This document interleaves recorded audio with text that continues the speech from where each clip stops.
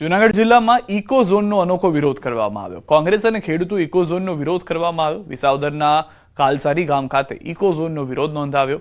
ઉત્તરાયણની theme પર eco ઝોનનો વિરોધ કરાયો। ઇકો ઝોન નાબૂદ કરોના સ્લોગનવાળી પતંગ સાથે વિરોધ। ખેડૂતો અને કોંગ્રેસ દ્વારા ઇકો ઝોન નાબૂદ કરવા માંગ કરાઈ। ગીર સોમનાથ જિલ્લો આ 4 જિલ્લાને અસર કરતા 196 ગામમાં ઇકો ઝોન લાગુ પડેલ છે। તો આના વિરોધમાં અમે કાલસારી ગામમાં નવયુવાનો ભેગા થઈ અને સર્વપક્ષી આગેવાનો સાથે મળી અને ઇકો ઝોનનો કાળો કાયદો કેમ હટાવવો અને એના વિરોધમાં અમે એક પતંગ ઉત્સવ રાખેલ છે। તે બદલ આજે દરેક ગામજનો દરેક આગેવાનો ભેગા થયેલ છે। બનાસકાંઠાના ધાનેરામાં એક પરિવારે કાચી દોરીથી પતંગ ચગાવી ઉત્તરાયણની ઉજવણી કરી। છેલ્લા 25 વર્ષથી આ પરિવાર કાચી દોરીથી પતંગ ચગાવી ઉત્તરાયણની ઉજવણી કરી રહ્યો હોવાનો દાવો છે। 25 વર્ષથી તેઓ કાચવાળા માંજાનો બહિષ્કાર કરી ચૂક્યા છે। પક્ષીઓને ઈજા ન પહોંચે તે માટે તેઓ દર વર્ષે પરિવાર સાથે આ રીતે પતંગ ચગાવી ઉત્તરાયણ ઉજવે છે। જેમ આપણે સ્વતંત્ર છીએ એ જ રીતે આકાશમાં ખુલ્લા આમ ફરતા પક્ષીઓ પણ સ્વતંત્ર છે અને એમના જીવને જાનહાનિ ન થાય અને એમને પણ કોઈ પાંખ કપાવવાથી પણ દિવ્યાંગતા ના આવે એ માટે પણ પક્ષીઓની ચિંતા કરી અને હું મારા શોખ માટે પણ આ કાચી દોરીનો ઉપયોગ કરી અને છેલ્લા 25 વર્ષથી હું આ પતંગ ચગાવી રહ્યો છું। જામનગરમાં બપોર બાદ પણ ઉત્તરાયણની રંગત યથાવત છે। લોકો પોતાના પરિવાર મિત્રો સાથે ધાબા પર ચડી પતંગ ચગાવતા જોવા મળ્યા। કાયપો છે લપેટની બૂમો સંભળાઈ રહી છે। સારો પવન રહેતા લોકોને પતંગ ચગાવવાની પણ ખૂબ મજા પડી રહી છે। ઉત્તરાયણનું પર્વ છે ત્યારે સૌરાષ્ટ્રના જામનગરમાં પણ બરોબરનો માહોલ જામ્યો છે અને સવારથી જ પતંગ રસિયાઓ છે તે અગાશી ઉપર ચડી ચૂક્યા છે અને જ્યાં જુઓ ત્યાં કાપ્યો છે લપેટની બૂમો પણ સંભળાઈ રહી છે। ઊંધિયાની લિજ્જત સાથે લોકો પતંગની મજા માણી રહ્યા છે। જે પ્રકારના દ્રશ્ય આપ જોઈ રહ્યા છો હાલ લોકો પતંગ ઉડાડી રહ્યા છે અને એન્જોય પણ કરી રહ્યા છે। જે પ્રકારે જામનગરની આ ઉત્તરાયણ છે ઉત્તરાયણમાં લોકો મન મૂકી અને પતંગને સિંચી રહ્યા છે। કેટલા પતંગ અત્યાર સુધીમાં કાપ્યા?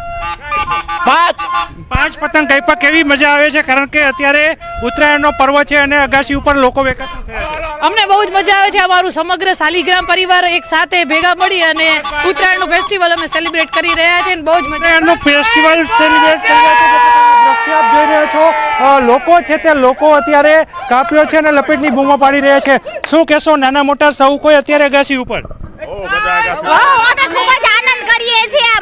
કેવો આનંદ છે કારણ કે કેટલા અત્યાર સુધી પતંગ કાપ્યા? ઘણા બધા કાપ્યા પણ અમે આ દિવસની કેટલા ટાઈમથી રાહ જોતા હોઈએ છીએ અને એ દિવસ ફાઇનલી આજે આવી ગયો અને અમે લોકો સેલિબ્રેટ કરીએ છીએ અને ઘણા બધા પતંગ કાપ્યા છે। મેં ઘણા બધા પતંગ કાપ્યા છે। દોડતો જ એમ ના શાલિગ્રામ ફેમિલી સાથે મળીને અમે લોકો બહુ એન્જોય કરીએ છીએ બહુ મજા એન્જોય કરીએ। અરે તમે તો હાથમાં પપોડી લઈને ભાગે છે। આ ઉંમરે પણ આ પીપુડી આ ઉંમરે પણ મોજ કરવાની છે આપણે। હો આ ઉંમરે પણ મોજ કરવાની છે। જોવો છો માસ્કની સાથે એન્જોયમેન્ટ। શું કહેશો અત્યારે પતંગ ચગાવી રહ્યા છે બીજી તરફ માસ્ક લગાવીને ક્યાંક ને ક્યાંક પતંગની દોરીથી રક્ષણ પણ મેળવી રહ્યા છો? અરે બહુ સરસ મજા આવે છે એકદમ। અને અમે તો સવારના વહેલા ઠંડા પવનમાં પણ ઉપર બધા લોકો ફેમિલી સાથે આવી ગયા છીએ અને બહુ ખૂબ જ આનંદ માણી રહ્યા છીએ। આનંદ માણી રહ્યા છે। અત્યારે જોવો છો ઉંમર 55 की सीना बचपन का बोर खाई છે। હા પતંગ ઉડાડ્યા? કેવી મજા આવે? મજા આવે। નાના મોટા સૌ કોઈ અહીં મજા કરી રહ્યા છે। જે પ્રકારના દ્રશ્ય જોઈ રહ્યા છો જામનગરના જે આકાશ છે તે આકાશમાં રંગબેરંગી પતંગો જોવા મળી રહ્યા છે।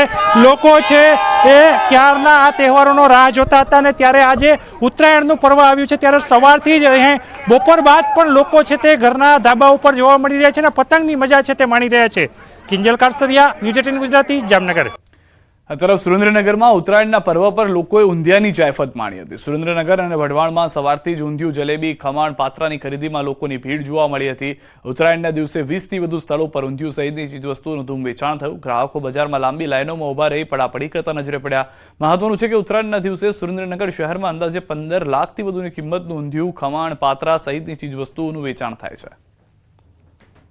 અમે આ વર્ષોથી મકર સંક્રાંતિ નિમિત્તે ઊંધિયાનું વેચાણ કરી રહ્યા છીએ પણ અમારું ઊંધિયું 1500 કિલો જેવું ઊંધિયું વેચાય છે।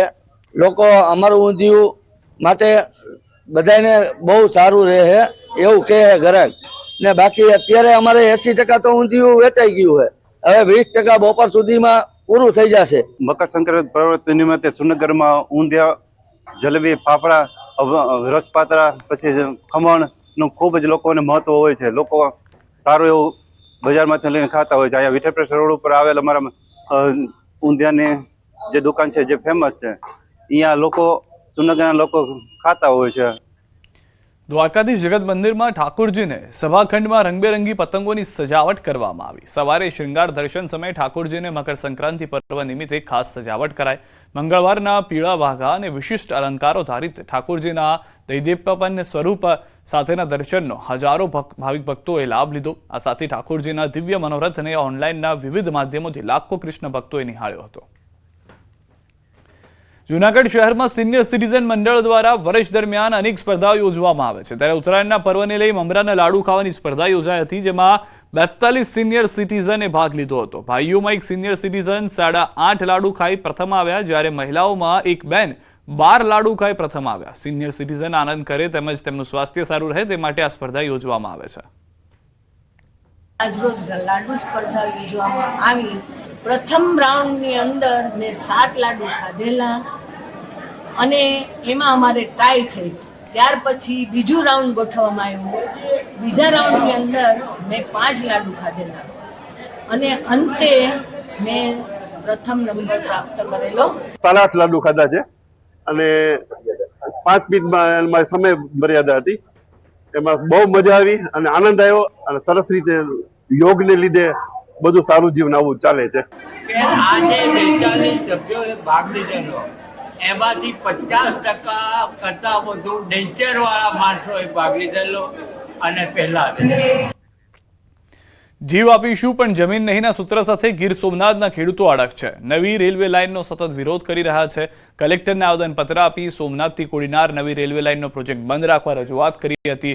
જો માંગ નહીં સ્વીકારવામાં આવે તો ઉગ્ર આંદોલનની ચીમકી ઉચ્ચારી હતી. ખેડૂતો એક જ માંગ કરી રહ્યા છે કે આ પ્રોજેક્ટ રદ કરી અને જૂની રેલવે લાઇન તળાવ કોડીનારને મીટર ગેજમાં કન્વર્ટ કરવામાં આવે.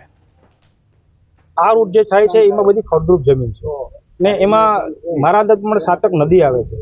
જે રેલવે ટ્રેક બનવાનો છે એ ઊંચો બનવાનો છે. એટલે ઊંચો બનશે એટલે શું થશે કે અત્યારે 5 ગામ તો એવા છે કે મારા ધ્યાન પ્રમાણે 5 ગામ એવા છે કે જે નથી થયો છતાં બી 5 ગામ ડૂબમાં આવે છે. લાઠી, કદવાર, ઓઢવા, અનાસા ને બાદલપરા જે અમુક ગામ છે કે એ ડૂબમાં આવે છે. રેલવે ટ્રેક બનશે એટલે કાયમી માટે ડૂબમાં રહેવાના છે ને જે ફળદ્રુપ જમીન છે એ બધીમાં જવાની છે. 5 મીટરની હાઈટ ઉપર ટ્રેક બને એટલે મીઠાપુરનો 1 થી 2 માળના મકાનો તો સંપૂર્ણ ડૂબમાં જાય અને એને આગળની 2 કિલોમીટર જમીન જેને કઈ વળતર નથી મળતું નહીં. ગુજરાત વિધાનસભાના અધ્યક્ષ શંકર ચૌધરીએ થરાદમાં પતંગ ચગાવીને મકર સંક્રાંતિની ઉજવણી કરી. તેમણે કહ્યું કે આ વખતની ઉત્તરાયણમાં બનાસકાંઠામાં અનેરો ઉત્સાહ જોવા મળી રહ્યો છે. દર વખતે આમ તો ઉત્તરાયણના દિવસે અમે પતંગ ચગાવવા અહીંયા આવીએ મત વિસ્તારની અંદર, પરંતુ આ વખતે કંઈક ઉત્સાહ અલગ છે. આખું આકાશ જાણે પતંગોથી ભરાઈ ગયું હોય ને એવું દેખાય છે. આમ નજર કરીએ ને તો અંદરથી ઉત્સાહ છે. રાજ્યના મુખ્યમંત્રી ભૂપેન્દ્રભાઈ પટેલે આ સરહદી વિસ્તારને નવા જિલ્લાની પણ ભેટ આપી, એનો પણ એક અનેરો ઉત્સાહ પ્રજાજનોની અંદર છે.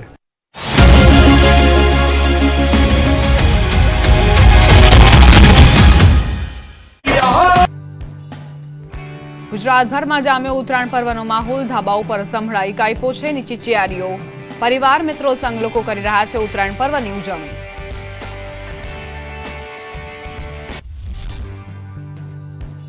બે દિવસ જોરદાર પવન સાથે આકાશને આમશે પતંગો. આગાહીકારો અને હવામાન વિભાગની આગાહી. રાજ્યમાં 2 દિવસ પવનની ગતિ જોરદાર રહેશે. સારા પવનને લઈ પતંગ રસિકોમાં ભારે ઉત્સાહ.